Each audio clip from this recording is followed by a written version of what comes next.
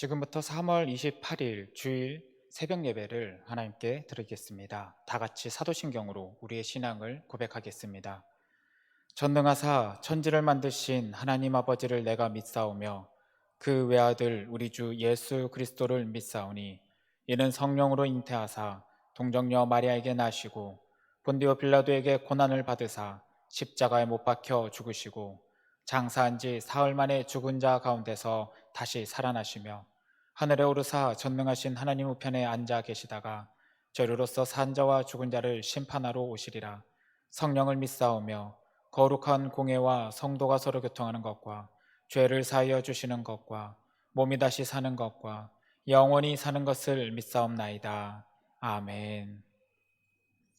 찬송가 282장 큰 죄에 빠진 날 위에를 같이 찬양하시겠습니다. 찬송가 282장입니다.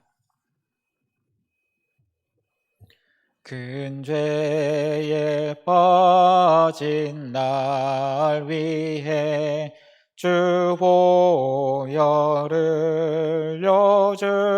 흘려주시고 또 나를 오라 하시네 주께로 거적합니다.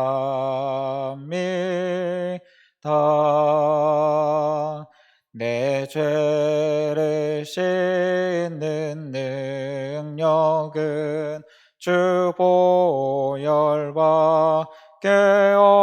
없으니 정하게 되기 원하여 주께로 거적합니다. 큰 죄악 씻기 원하나 내 힘이 항상 약하니 보혈의 공로 믿고서 주께로 거적합니다.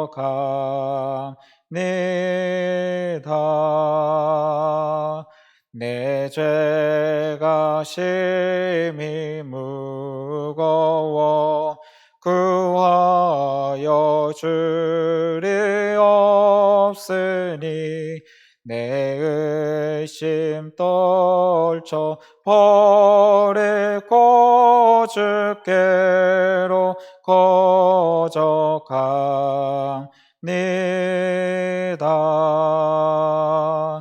죄 용서하여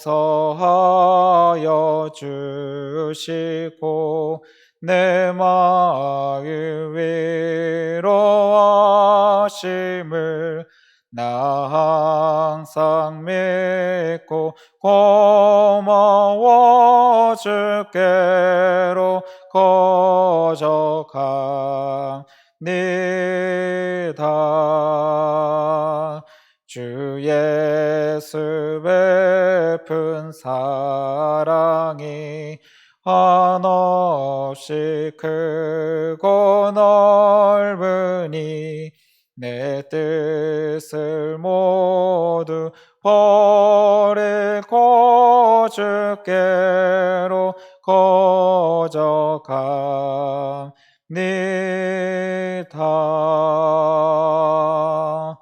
아멘.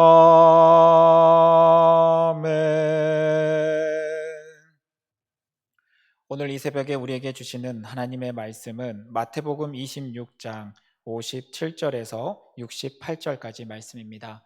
마태복음 26장 57절에서 68절까지 말씀입니다.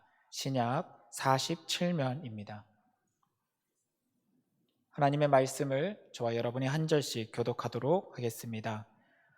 예수를 잡은 자들이 그를 끌고 대제사장 가야바에게로 가니 거기 서기관과 장로들이 모여 있더라. 베드로가 멀찍이 예수를 따라 대제사장의 집들에까지 가서 그 결말을 보려고 안에 들어가 하인들과 함께 앉아 있더라. 대제사장들과 온 공회가 예수를 죽이려고 그를 칠 거짓 증거를 찾으매 거짓 증인이 많이 왔으나 얻지 못하더니 후에 두 사람이 와서 이르되 이 사람의 말이 내가 하나님의 성전을 헐고 사흘 동안에 지을 수 있다 하더라 하니 대제사장이 일어서서 예수께 묻되 아무 대답도 없느냐 이 사람들이 너를 치는 증거가 어떠하냐 하되 예수께서 침묵하시거늘 대제사장이 이르되 내가 너로 살아계신 하나님께 맹세하게 하노니 내가 하나님의 아들 그리스도인지 우리에게 말하라. 예수께서 이르시되 내가 말하였느니라. 그러나 내가 너희에게 이르노니 이후에 인자가 권능의 우편에 앉아 있는 것과 하늘 구름을 타고 오는 것을 너희가 보리라 하시니 이에 대제사장이 자기 옷을 찢으며 이르되 그가 신성모독하는 말을 하였으니 어찌 더 증인을 요구하리요. 보라 너희가 지금 이 신성모독하는 말을 들었도다. 너희 생각은 어떠하냐. 대답하여 이르되 그는 사형에 해당하니라 하고 이에 예수의 얼굴에 침 뱉으며 주먹으로 치고 어떤 사람은 손바닥으로 때리며 이르되 그리스도야 우리에게 선지자 노릇을 하라. 너를 친 자가 누구냐 하더라. 아멘. 사랑하는 성도님들, 오늘 이 시간에도 함께 주의 말씀을 나눌 수 있게 되어서 너무나도 감사하며 나갑니다. 오늘 말씀에서 드디어 주님께서는 잡히시고 대제사장인 가야바의 집들에 끌려오게 되는 사건을 우리가 보게 됩니다. 특별히 오늘 본문에서는 그 많은 제자들이 있음에도 불구하고 모든 제자들은 예수님으로부터 도망치고 한 제자 베드로만이 멀찍이 떨어져서 예수님을 따라오는 모습을 우리는 보게 됩니다. 사실 우리가 그리스도인이라 하고 예수님을 본받는다 따른다고 하지만 지금 오늘날 이 현상과 사회 속에서 예수님이 사회로부터 공격당할 때, 교회가 사회로부터 공격당할 때 우리도 모르게 예수님을 멀리하고 떠나는 모습들을 많이 보여지게 됩니다. 분명 마음으로는 예수님을 믿고 있고 내가 그리스도인이라고 그 정체성을 가지고 있지만 외부의 환경에서 오는 다양한 공격 속에서는 내가 그리스도인이라는 것을 드러내기를 겁을 내고 두려워하며 예수님으로부터 적당한 거리를 유지하며 살아가는 모습이 너무나 연약해져 있는 우리의 모습이 아닌가 생각합니다. 끊임없이 이야기하고 있지만 나의 뜻이냐 하나님의 뜻이냐, 내가 원하는 것을 따르는 삶이냐 주가 원하시는 것을 따르는 삶이냐, 우리가 마음속에 어떤 중심과 어떤 가치관을 가지고 있느냐에 따라서 오늘 예수님처럼 하나님의 계획을 담대히 그리고 묵묵히 걸어가는 모습도 보일 수 있을 것이고, 오늘 베드로처럼 주님과 적당한 거리를 유지하며 어떤 결과가 올까를 바라보며 기다리고 있는 모습도 있을 것이며, 혹은 이미 도망가 버린 제자들과 같이 예수님을 멀리하고 떠나는 이들도 있을 것이며, 또 가룟 유다와 같이 예수님을 팔아버리는 그런 우리의 연약한 모습들도 나타날 것입니다. 오늘 우리의 모습이 어떤 모습인지, 오늘 이 대제사장 가야바의 뜰에 있는 예수님을 바라보는 제자들의 모습 속에서 우리는 지금 나의 모습이 어떤 모습인지를 살펴봐야 할 것입니다. 그리고 오늘 예수님은 이런 상황 속에서 이런 세상의 공격을 어떻게 대응하고 계시는지를 우리가 좀 보고 배워야 될 것 같습니다. 세상은 끊임없이 예수님을 공격합니다. 왜일까요? 예수 그리스도가 생명이요 길이요 진리이기 때문입니다. 세상은 끊임없이 죽음의 길을 향해서 가고자 합니다. 성경에서는 이것을 혼돈으로 표현할 때가 많습니다. 생명이 살아갈 수 없는 그 상태, 혼돈의 상태, 질서와 무질서가 뒤섞여 있고 모든 생명이 죽을 수밖에 없는 이 혼돈의 상태 속에 예수님은 홀로 길이요 진리요 생명이 되어 주십니다.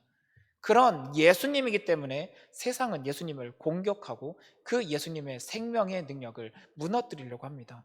오늘 말씀에서도 대제사장이 예수님을 향해서 공격해 들어가기 시작합니다. 그들이 하는 공격은 어떤 공격인가요? 바로 거짓 증언입니다. 진리이신 예수님의 말씀, 진리이신 예수님의 증거 가운데 거짓을 가져와서 예수님을 무너뜨리려고 시도합니다. 그러나 오늘 말씀에서는 증거하고 있습니다. 이 거짓된 것이 아무리 많을지라도 예수님을 책잡을 증거가 되지 않는다는 것을 선언하고 있습니다. 60절 말씀에 다음과 같이 이야기합니다. 거짓 증인이 많이 왔으나 얻지 못하더니 라고 선언합니다. 여러분, 예수님 앞에서 거짓된 것들은 그 어떤 것도 예수님을 책잡을 능력이 없습니다. 이런 상황 속에 세상에 공격하는 방식은 거짓과 진실을 섞어서 공격하는 겁니다. 오늘 두 사람의 증인이 예수님에 대해서 거짓과 진실을 섞어가며 공격하기 시작합니다. 61절에 이렇게 이야기합니다. 이 사람의 말이 내가 하나님의 성전을 헐고 사흘 동안에 지을 수 있다 하더라 하니 라는 잘못된 증언을 하기 시작합니다. 얼핏 들으면 진실같이 느껴집니다. 마치 예수님이 그렇게 한 것 같이 생각이 됩니다. 그러나 여러분, 이 사실은 우리가 이미 예수 그리스도께서 부활하셨다는 사실을 알고 있고 죽음의 권세를 3일 만에 깨뜨리고 부활하셨기 때문에 우리는 선 지식이 있기 때문에 이 이야기를 할 때 맞는 거 아닌가 라고 생각할지 모릅니다. 그러나 실제로 예수님께서 증언하셨던 내용 속에는 하나님의 성전을 헐어버리고 사흘 동안에 짓는다라는 식의 표현은 한 적이 없습니다. 예수님은 그저 예루살렘이 받게 될 심판에 대해서 이야기하며 슬피 울며 기도할 뿐이었습니다. 그러나 오늘 이 두 사람의 증인, 율법의 방식을 따라서 두세 사람의 증인의 말을 듣고 재판하라는 그 율법에 따라서 이 두 사람이 거짓된 증언을 하는데 진실과 거짓된 것을 섞어가면서 교묘하게 이야기할 때 마치 이게 정말인 것처럼 선언하고 있는 모습을 보게 됩니다. 세상도 예수님의 이 복음의 말씀을 공격할 때 진실과 거짓을 섞어서 공격합니다. 이단들도 예수님의 말씀의 진실과 거짓을 섞어서 많은 신앙인들의 신앙을 무너뜨리려고 공격합니다. 여러분, 이 진실과 거짓이 섞여 있는 이 공격을 우리가 잘 분별해서 이겨내야 되는데, 여러분, 이 상황 속에 예수님의 대응 방식은 바로 침묵이라는 사실을 기억하기를 원합니다. 진실과 거짓이 섞여서 공격 들어올 때는 여러분 아무리 속이 답답할지라도 침묵하십시오. 그것에 대항하여서 그것에 대해서 진실을 말하겠다고 함께 대화를 나누는 과정 속에 오히려 더 많은 거짓된 것이 들어오고 더 많은 노력들이 들어오고 더 많은 것들이 여러분의 신앙을 무너뜨리게 될 것입니다. 때로는 진실과 거짓이 섞여 있다는 것을 알 때는 차라리 침묵하는 것이 낫습니다. 그러나 이 침묵될 수밖에 없었던 내용은 반드시 우리 안에서는 이 내용의 진실과 거짓이 무엇인지는 분별해야 될 것입니다. 알아내야 될 것이고 우리는 이 사실을 경계해야 될 것입니다. 결국 예수님은 이 거짓된 증언들 가운데 침묵을 통하여 그들의 거짓이 힘을 발휘하는 것을 철저하게 막아버리십니다. 거짓이 힘을 발휘하는 것은 맞대응할 때 힘이 생겨납니다. 침묵하며 그 사실을 거짓된 것을 철저히 무너뜨리신 예수님, 오히려 이제는 세상이 답답해지기 시작하니까 대제사장이 예수님께 와서 다시 물어보게 됩니다. 62절에 대제사장이 얼마나 답답한지 이렇게 표현합니다. 대제사장이 일어서서 예수께 묻되 아무 대답도 없느냐, 이 사람들이 너를 치는 증거가 어떠하냐 하되, 그래도 예수님은 63절에 침묵하시거늘 이제는 대제사장이 거짓이 섞인 것으로는 예수님의 입을 열 수 없다는 것을 알게 되니 이제는 진실에 대해서 물어보기 시작합니다. 이어서 이야기합니다. 대제사장이 이르되 내가 너로 살아계신 하나님께 맹세하게 하노니 내가 하나님의 아들 그리스도인지 우리에게 말하라. 때로는 세상도 정말로 이 진실을 알기 위해서 우리에게 진실이 맞냐고 물어보는 경우가 있습니다. 정말 교회 안에 생명이 있습니까? 정말 예수만이 생명입니까? 물론 그들은 이것을 부정하고 싶고 이것을 저항하고자 이 내용을 이야기하지만 진실이 무너져 왔을 때 오늘 예수님은 그제서야 대답을 하기 시작하십니다. 64절 말씀에 다음과 같이 이야기합니다. 예수께서 이르시되 네가 말하였느니라. 예수님은 진실에 대해서 반응하시고 이야기하십니다. 세상도 진실을 모르는 것은 아닙니다. 알고 있지만 거짓된 것과 섞여서 함께 가지고 있습니다. 오늘 예수님의 이 십자가의 여정, 부활을 위한 십자가 여정 과정 속에 또한 이 거짓과 진실이 분별되어지기 시작하며 예수란 분이 어떤 분인지에 대해서 그 본질적인 것들이 스스로 사회가 인정하게 만드는 말들이 나오도록 하는 것을 우리가 보게 합니다. 내가 말하였느니라. 예수가 진실로 하나님의 아들이요 그리스도이라는 이 사실을 그들은 부정할지 모르지만 예수님은 그것이 맞다라고 너희 입으로 스스로 인정했다라고 오늘 선언하십니다. 그리고 더 나아가서 이제는 예수 그리스도께서 이곳에서 무슨 일을 이루시고 어떤 일이 일어날지를 선언하십니다. 내가 너희에게 이르노니 이후에 인자가 권능의 우편에 앉아 있는 것과 하늘 구름을 타고 오는 것을 너희가 보리라. 이것이 결국 주님께서 모든 것을 이루시고 난 이후에 이 세상, 혼돈 속에 있는 이 세상을 다시금 하나님의 생명의 능력으로 구별해내고 분별해내고 심판하시는 그때 어떤 일이 일어날지를 선언하고 계시고 선포하고 계십니다.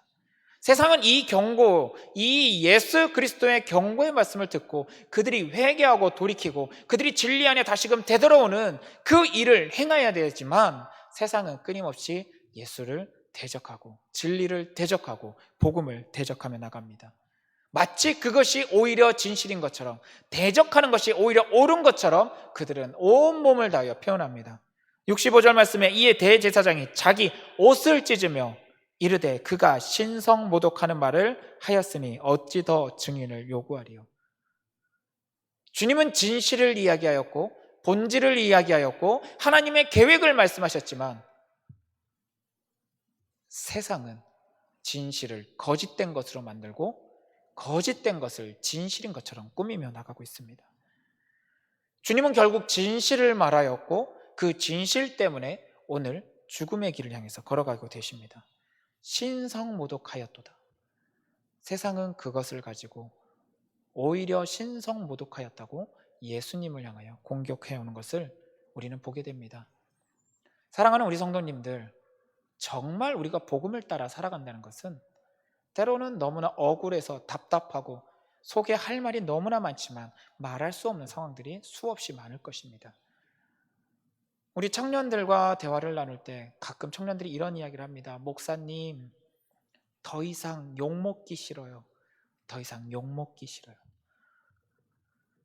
모이지 못하고 모일 수 없는 상황 속에 예배 드림으로 인해서 직장 가운데서 동료들 가운데서 욕을 먹어가면서까지 오고 있는 이 청년들의 모습을 바라볼 때 참 눈물이 납니다.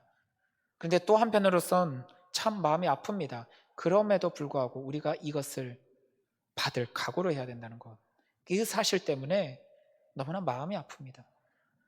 그렇습니다. 세상 속에서는 주의 말씀, 진리를 지켜나가면 때로는 욕먹는 경우도 많이 있을 겁니다. 각오해야 될지도 모릅니다. 욕먹을 각오를 하고서라도 주의 말씀을 지켜나가야 될 것입니다. 예수님은 이 진실을 말하였다 하여서 오늘 뺨을 맞고 주먹으로 침을 당하고 세상의 조롱과 모욕도 당하셨습니다. 그러나 여러분 기억하시기 바랍니다. 이 진실을 위하여, 이 복음을 위하여, 이 생명의 역사를 위하여 참고 견뎠을 때 주님은 부활의 능력으로 하나님의 기쁨의 증거를 받게 되었습니다. 우리도 그 모습을 기대하며 나가기를 원합니다.